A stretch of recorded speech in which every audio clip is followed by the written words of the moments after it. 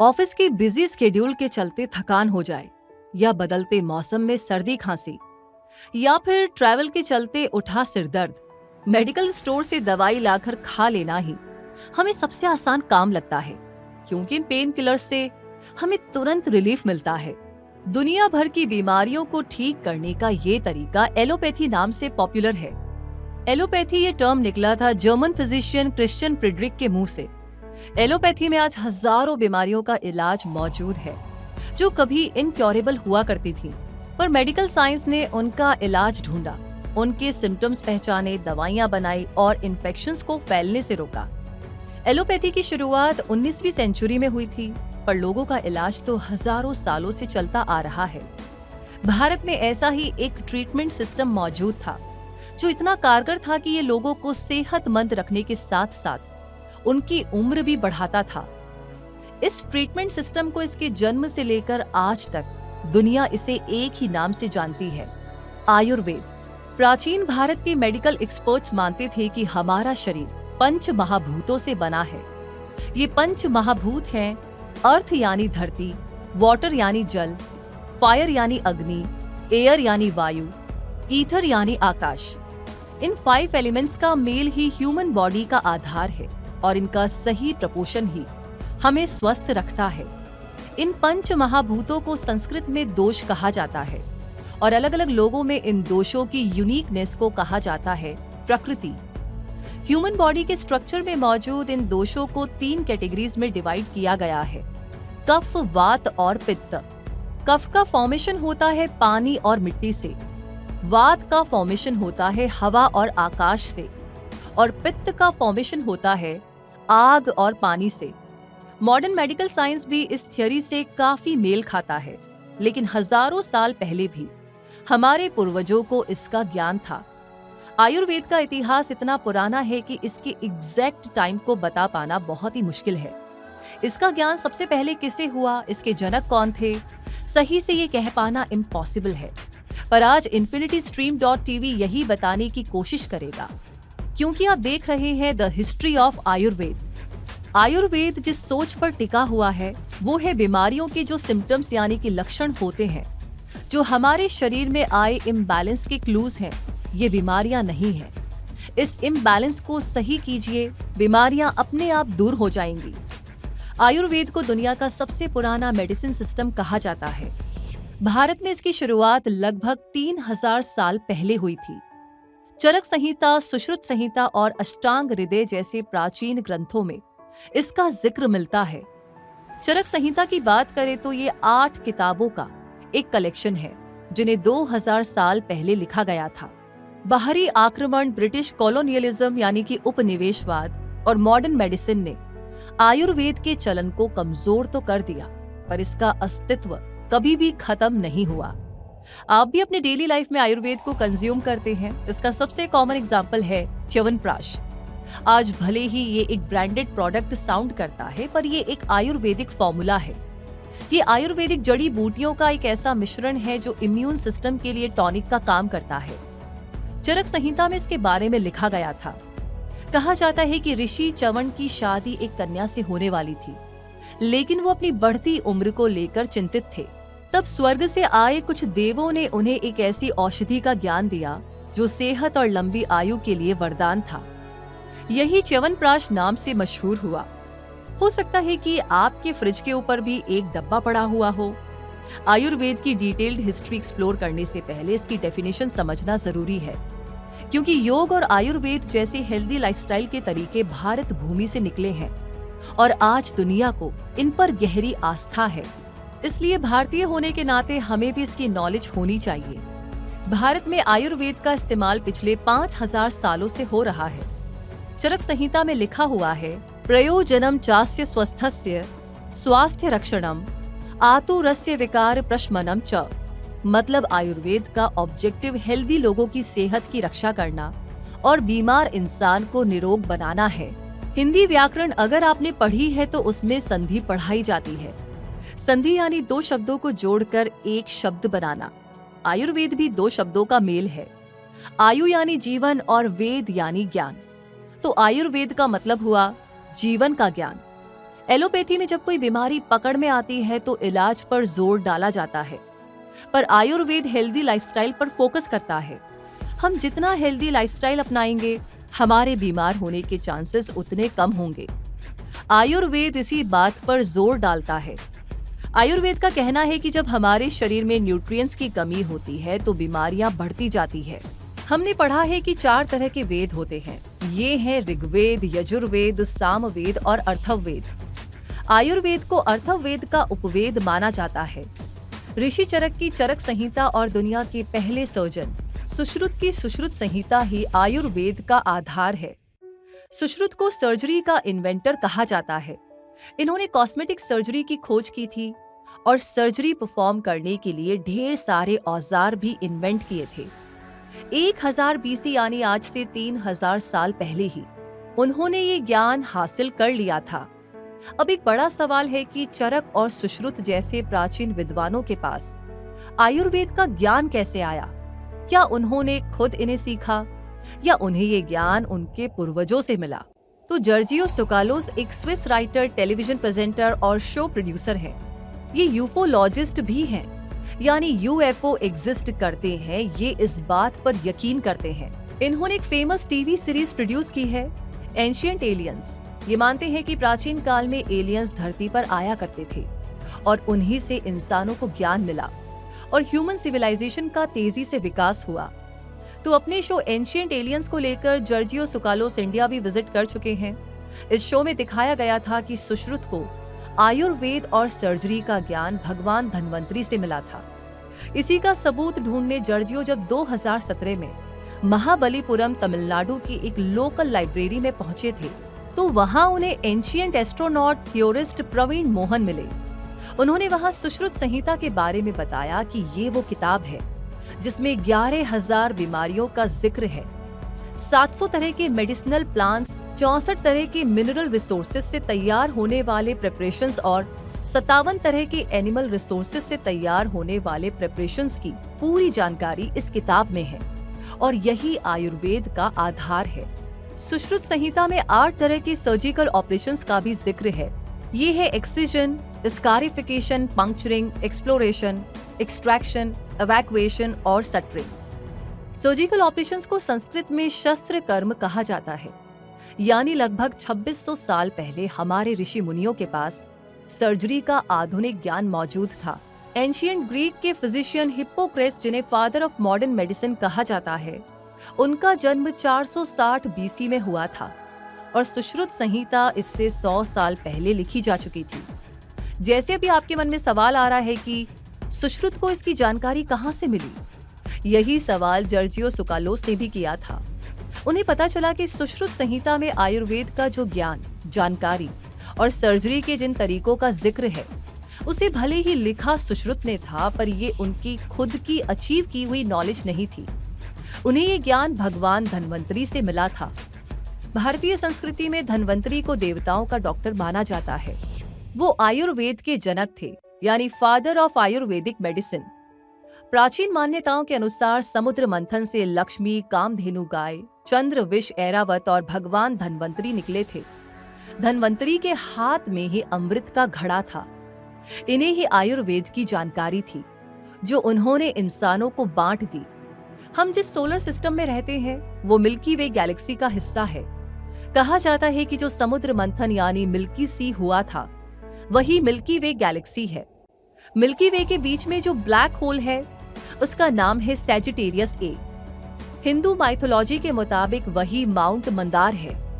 आयुर्वेद पर वापस लौटते हैं। पुराणों के मुताबिक आयुर्वेद का ज्ञान इंसानों ने ढूंढा नहीं, उन्हें दिया गया। ये दुनिया का सबसे पुराना हीलिंग साइंस है जिसमें ह्यूमन बॉडी की इतनी डिटेल्ड जानकारी है जिनको अगर फॉलो किया जाए तो इंसान अपना कायाकल्प कर सकता है। अगर महर्षि सुश्रुत की जिंदगी पर एक नजर डाली जाए तो आयुर्वेद के इतिहास को और भी करीब से समझने में आसानी होगी। फादर ऑफ सर्जरी सुश्रुत ने लगभग 300 सर्जरीज का इन्वेंशन किया और उसे आगे सिखाया भी। सुश्रुत आज से लगभग 2600 साल पहले वैदिक काल के महर्षि थे। उस दौर में वो काशी के वासी थे जिसे हम बनारस के नाम से जानते हैं। कहते हैं कि काशी के महाराज दिवोदास से सुश्रुत को आयुर्वेद का ज्ञान मिला था। वैद्यराज सुश्रुत आम लोगों के साथ साथ युद्ध में घायल सैनिकों का भी इलाज करते थे। घायल सैनिकों को दोबारा से चलने फिरने लायक बनाने के लिए और उनके कटे अंगों को जोड़ने के लिए ही सुश्रुत को सर्जरी की इंस्पिरेशन मिली। ये वो दौर था जब किसी सीरियस क्राइम के लिए अपराधी के अंग काट दिए जाते थे, जिनमें नाक काट देना भी शामिल था। शायद वहीं से नाक कटना या नाक कटवाएगा क्या ऐसे मुहावरे निकले हों। ये महर्षि सुश्रुत ही थे जिन्होंने राइनोप्लास्टी या नाक की सर्जरी का आविष्कार किया। ये दुनिया के पहले कैटरेक्ट सर्जन भी थे। सर्जरी में उनकी इतनी एक्सपर्टीज थी कि उन्हें फादर ऑफ ऑल सर्जरीज भी कहा जाता है। इन सर्जरीज को परफॉर्म करने के लिए उन्होंने 121 अलग अलग सर्जरी इक्विपमेंट भी बनाए। सुश्रुत ने अपने इसी ज्ञान को सुश्रुत संहिता में इंक्लूड किया।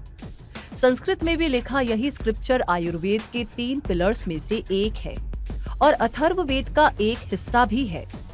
अपनी नॉलेज को एक्सपैंड करने के लिए और ह्यूमन बॉडी का स्ट्रक्चर समझने के लिए सुश्रुत डेड बॉडीज को स्टडी भी किया करते थे। आज मॉडर्न मेडिकल साइंस में एनाटॉमी का जो प्रोसीजर फॉलो किया जाता है, सुश्रुत को इसका भी ज्ञान था। वो डेड बॉडी को पानी में डुबोकर डीकम्पोज्ड होने देते थे और टाइम टू टाइम इसकी स्टडी करते थे। इस तरह ह्यूमन बॉडी की अलग अलग लेयर्स उभर कर आती। यही वजह थी जो महर्षि को सिजेरियन, एब्डोमिनल और ब्रेन सर्जरी की नॉलेज मिली। सुश्रुत संहिता के चैप्टर 1.16 में राइनोप्लास्टी या नाक की सर्जरी की डिटेल्ड जानकारी मौजूद है। वहीं सुश्रुत संहिता के उत्तर तंत्र में कैटरेक्ट सर्जरी को मेंशन किया गया है। आज के सर्जन के पास मॉडर्न इक्विपमेंट है, पर तब वैसा कुछ नहीं था, जो महर्षि सुश्रुत की कैपेबिलिटी को दर्शाता है। 600 बीसी में लिखी गई सुश्रुत संहिता का अरेबिक ट्रांसलेशन 800 एडी में दुनिया के सामने आया। इस किताब का नाम था शहशुन अल हिंदी या किताबी सुश्रुत। 19वीं सेंचुरी में हेसलर ने लैटिन में और म्यूलर ने जर्मन में सुश्रुत संहिता का ट्रांसलेशन पब्लिश किया।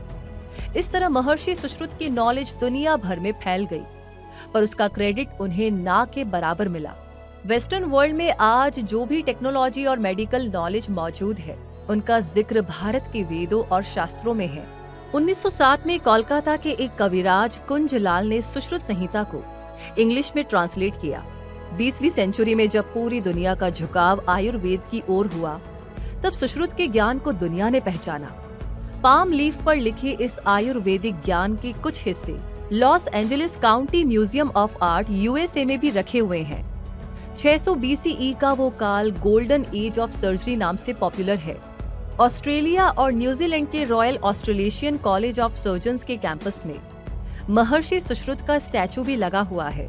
सुश्रुत का मतलब होता है जिनके बारे में सब जानते हो, जो बहुत फेमस हो, और महर्षि सुश्रुत ने आयुर्वेद और सर्जरी के अपने ज्ञान से अपने नाम को सार्थक कर दिखाया।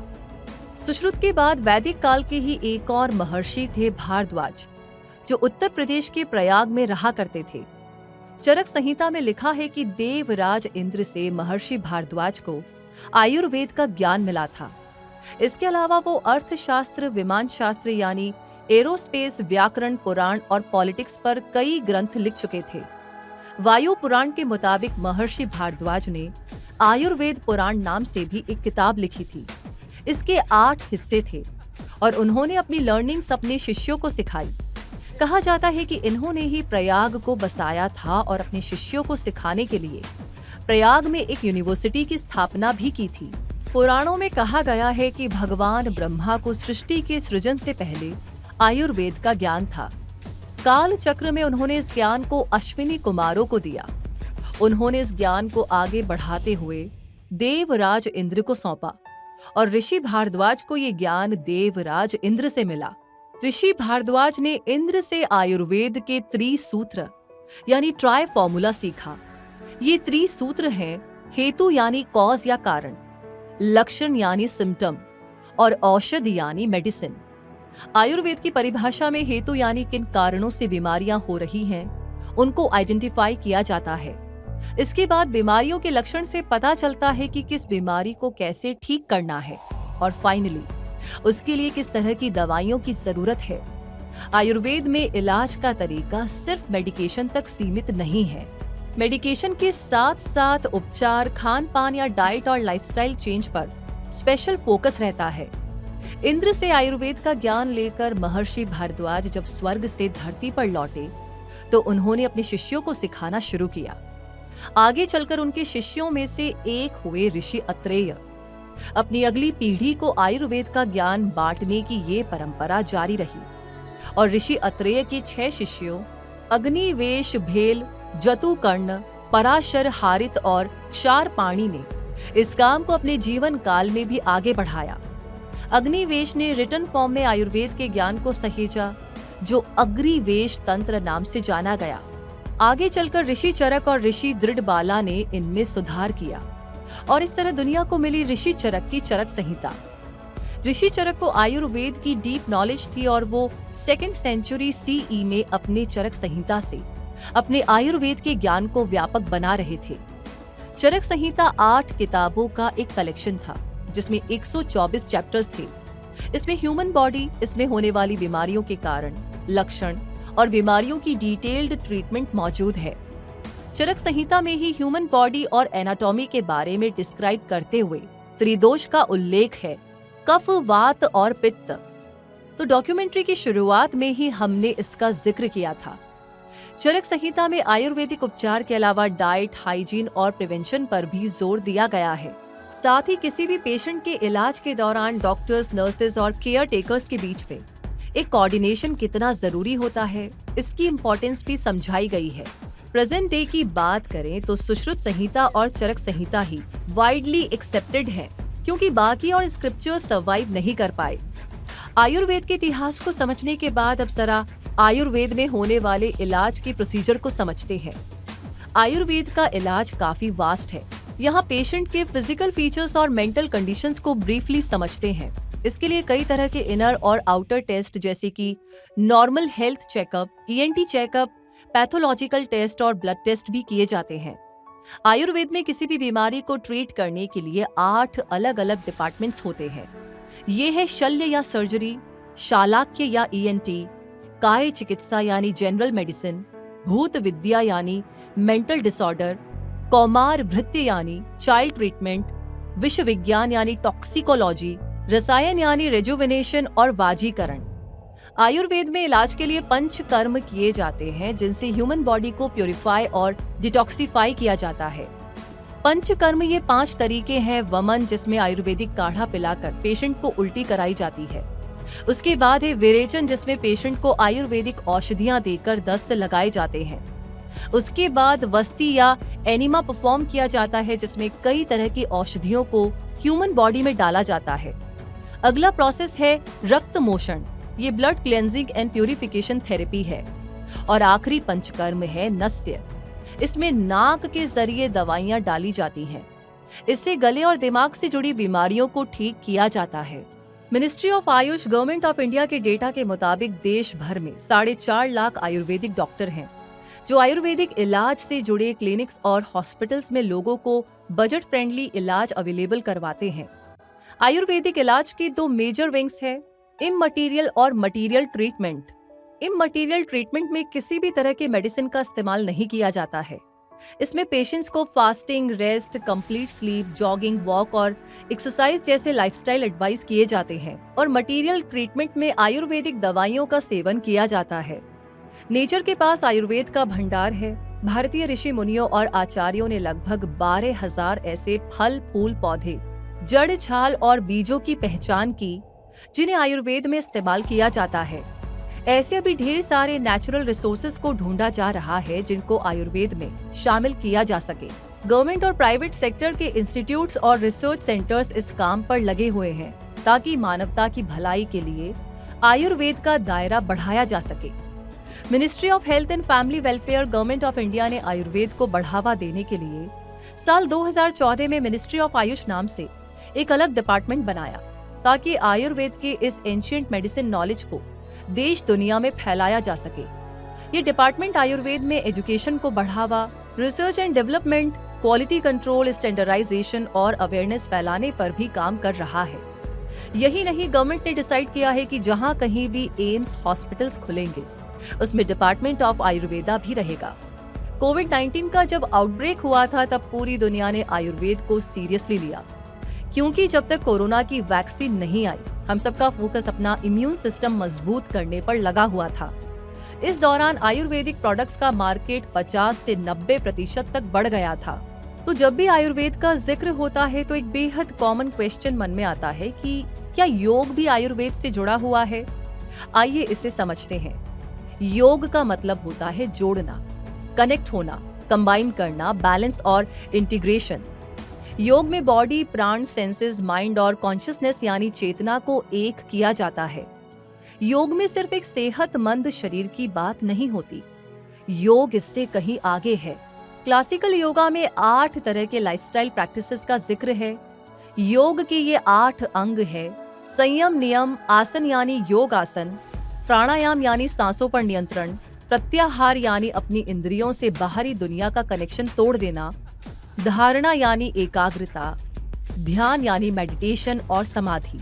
तो योग को सिर्फ योगासन में सीमित कर देना योग नहीं है। यौगिक आसन शरीर को सेहतमंद रखने का जरिया है, पर अपने इनर सोल एंड बॉडी को हेल्दी रखने के लिए प्राण, माइंड और कॉन्शियसनेस जैसे योग के अलग अलग एस्पेक्ट्स पर भी फोकस करना पड़ता है। एक एक्चुअल योगा ट्रीटमेंट योग के इन सभी 8 प्रिंसिपल्स पर आधारित है, जिसे कहते हैं अष्टांग योगा। यम यानी संयम और नियम से सही लाइफस्टाइल प्रैक्टिस होती है। डॉक्टर्स, थेरेपिस्ट और योगा एजुकेटर्स इसी जीवन शैली को रेकमेंड करते हैं। तो योग में जिन आसनों का जिक्र है उन्हें आउटर फार्मास्यूटिकल ऑफ योग कहते हैं। ये ह्यूमन बॉडी के मसल्स और स्केलेटल स्ट्रक्चर से जुड़े डिसऑर्डर्स को दूर करते हैं, लेकिन बिना सही खान पान के एक हेल्दी बॉडी पाना नामुमकिन है, क्योंकि फिजिकल एक्सरसाइज का पॉजिटिव इम्पैक्ट शरीर पर तभी दिखेगा जब प्रॉपर न्यूट्रिशन मिलेगा।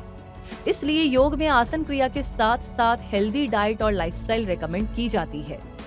जैसे योग आसनों को आउटर बॉडी के लिए डिजाइन किया गया है, उसी तरह प्राणायाम को इनवर्ड मेडिकेशन ऑफ योग कहा जाता है। प्राणायाम का सीधा कनेक्शन हमारे शरीर में एयर सर्कुलेशन से है, इसलिए इनसे शरीर में प्राण वायु का संचार होता है। योग में प्राणायाम का महत्व इसलिए बहुत ज्यादा है क्योंकि ये हमारे शरीर के दोषों पर सीधे असर डालता है। और ये दोष कौन कौन से हैं? अब तक तो आपको याद होगा ही। जी हाँ, कफ, वात और पित्त। प्राणायाम से बेसिकली हमारी बॉडी की रेस्पिरेटरी, सर्कुलेटरी और नर्वस सिस्टम को फायदा पहुंचता है। तो अगर हम कोई आयुर्वेदिक दवाई खा रहे हैं और साथ ही साथ प्राणायाम भी कर रहे हैं तो हमारी बॉडी और माइंड में ज्यादा एनर्जी प्रोड्यूस होती है। सबसे फाइनल स्टेज में जब योग के 8वें सूत्र प्रत्याहार को इम्प्लीमेंट किया जाता है तो ये एक जेन्युइन मेडिटेशन की तरह काम करता है। प्रत्याहार से खुद को ना जोड़ पाने का मतलब है इंसान योग के स्पिरिचुअल लेवल या साधना के स्तर तक नहीं पहुंच पाया है। प्रत्याहार बॉडी को रिलैक्स करने का अल्टीमेट मीडियम है। इसमें हमारे सेंसेस बाहरी दुनिया से अपना कनेक्शन तोड़ देते हैं और हम अपने अंदर के विकार यानी टॉक्सिन्स को त्यागने लगते हैं। ये फिजिकल और मेंटल दोनों तरह से असर करता है। हर इंसान का कंप्लीट इलाज करने के लिए और उसमें स्पिरिचुअल एस्पेक्ट्स डेवलप करने के लिए योग और आयुर्वेद को दोबारा एक कर देना बहुत ही इम्पैक्टफुल प्रोसेस है। आयुर्वेद को योग से जोड़ देने पर इंसान को मिलती है लंबी आयु, सेहतमंद शरीर और बैलेंस्ड लाइफस्टाइल। जब योग और आयुर्वेद साथ मिल जाते हैं तो आयुर्वेदिक इलाज को एक स्पिरिचुअल और फिजिकल डेफिनेशन मिलती है, जिससे ये दोनों प्राचीन विद्याएं संपन्न बनती हैं। वरना बिना योग के आयुर्वेद की असली ताकत को पहचान पाना मुश्किल है। जैसे अगर आप न्यूट्रिशनल सप्लीमेंट्स ले तो उसका असली असर जिम करने के बाद ही बॉडी पर रिफ्लेक्ट होता है, ठीक वैसा ही क्योंकि आयुर्वेद और योग बेसिक प्रिंसिपल्स है, इसलिए ये जीवन का आधार है। तन, मन और चेतना यानी बॉडी, माइंड एंड कॉन्शियसनेस को अगर पीक पर ले जाना है तो अपनी जिंदगी में आपको आयुर्वेद और योग को साथ लाना ही होगा।